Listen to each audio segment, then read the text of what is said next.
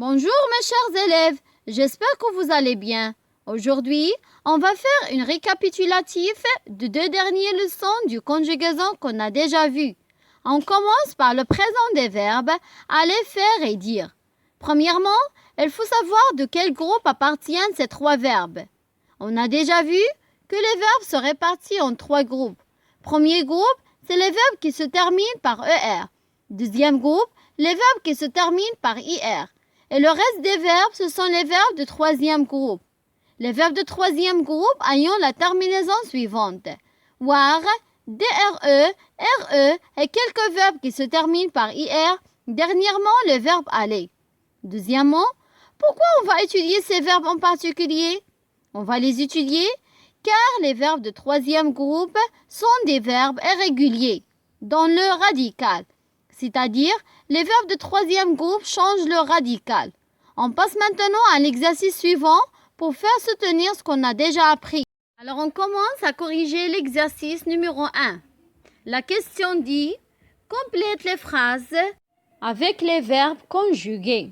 On commence par la première phrase. On a « vous » et entre parenthèses le verbe « faire » du sport.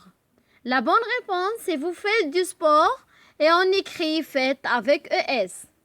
On passe à la deuxième. Tu et le verbe dire. La vérité. La bonne réponse, tu dis la vérité et s'écrit dit avec IS. Troisième phrase. Je, le verbe aller, à la piscine. Alors, je vais à la piscine. On passe à la quatrième phrase. Il, le verbe dire, attention. La bonne réponse, ils disent attention. Cinquième phrase.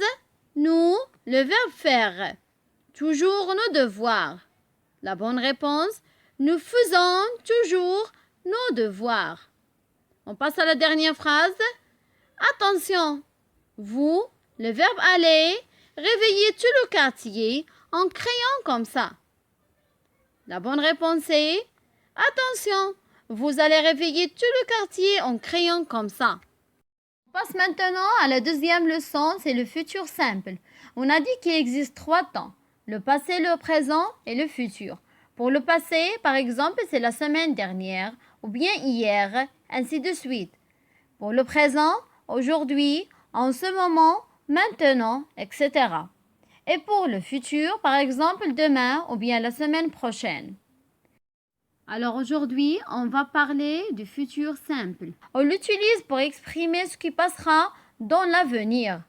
Pour la conjugaison des verbes au futur simple, on l'utilise de la même terminaison, c'est-à-dire je avec et, tu avec AS, il avec A, nous ONS, vous EZ. Il ou bien elle du pluriel ONT. Alors on prend la terminaison ou bien la nouvelle terminaison et on l'ajoute au verbe sans supprimer la terminaison du verbe. Pour les verbes de premier groupe et deuxième groupe. Mais pour les verbes de troisième groupe, on peut avoir un changement au niveau de radical car les verbes de troisième groupe sont des verbes irréguliers. Mais la terminaison reste la même. Merci pour votre concentration et à la prochaine. À bientôt.